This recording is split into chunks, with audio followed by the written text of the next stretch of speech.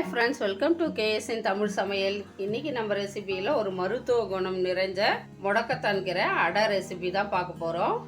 இந்த கீரை நம்ம சமையலில் அடையாக மட்டும் இல்லாத குழம்பு நிறைய ரெசிபி செய்யலாம். ஒவ்வொன்றா உங்களுக்கு அப்லோட் பண்ணுறேன். இது நிறைய மருத்துவ குணம் நிறைஞ்சது. முடக்குவாதத்துக்கு, மூட்டு வலிக்கு எல்லாம் ரொம்ப ஹெல்ப்ஃபுல்லாக இருக்கும். இந்த கீரை சாப்பிட்டா ரொம்ப நல்லது. இதுக்கு பேரே முடக்குவாதத்தை தீர்க்கறதால தான் இதுக்கு பேரே முடக்கத்தான் அப்படின்னு சொல்லுவாங்க. இந்த கீரையை இது வாரத்தில் ஒரு நாளாச்சு கிடைச்சாக்கா யூஸ் பண்ணிக்கோங்க. இது கீரை விற்கிறவங்க கிட்ட சொன்னாலே நமக்கு கொண்டு வந்து தருவாங்க. இப்போ இந்த கீரையை 2 கைப்பிடி நல்லா அலசி வச்சிருக்கிறேன். அடுத்து அரிசி 2 கிளாஸ் அரிசி கழுவிட்டு ஊற வச்சிருக்கிறேன். நல்லா ஒரு 4 மணி நேரம் ஊற வச்சிருக்கிறேன். இப்போ இதை எப்படி செய்யலான்றத பார்க்கலாம். இப்போ ஒரு மிக்சர் ஜார் எடுத்திருக்கேன். இதில் என்னென்னலாம் சேர்க்கலான்னு பாருங்க. ஒரு 5 வரமிளகாய், ஒரு 5 பச்சை மிளகாய், ஒரு 10 பல் பூண்டு, அரை ஸ்பூன் சீரகம்,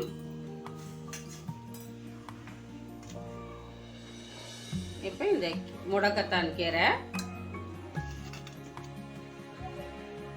அரிசி, தேவையான அளவு உப்பு.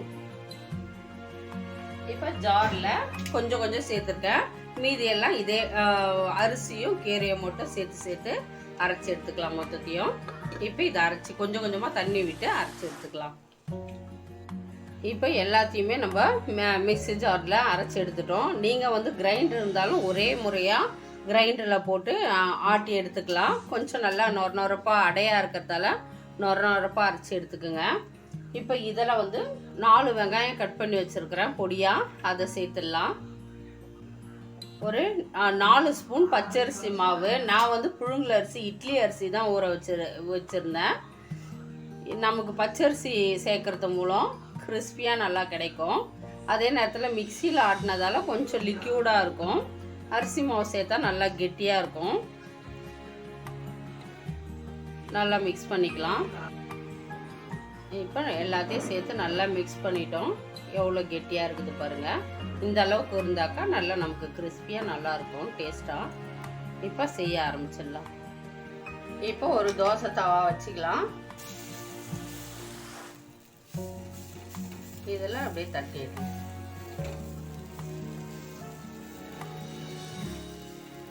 நீங்கள் கையில் தட்ட வரலன்னா கரண்டியில் எடுத்து வச்சுக்கூடும். அப்படியே கரண்டியாலேயே தட்டிடலாம்.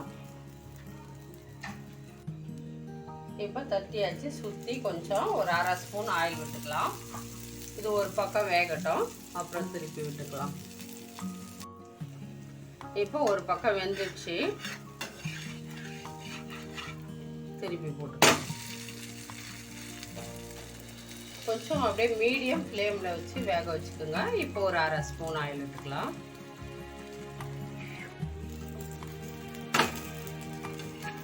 பாருங்க, 2 பக்கமும் நல்லா செவந்து வெந்து வந்துடுச்சு. இப்போ இதை எடுத்துக்கலாம். இதே மாதிரி எல்லாத்தையும் தட்டி எடுத்துக்கலாம். பாருங்க, முடக்கத்தாடை ரெடி ஆயிடுச்சு. எவ்வளோ சூப்பராக வந்துருக்குது பாருங்க. நல்லா கிறிஸ்பியாகவும் நல்லா டேஸ்டாகவும் இருக்கும். சின்ன குழந்தைங்க கூட நல்லா விரும்பி சாப்பிடுவாங்க. நல்லா ஓரங்கள்லாம் இவ்வளோ கிறிஸ்பியாக இருக்குது பாருங்க.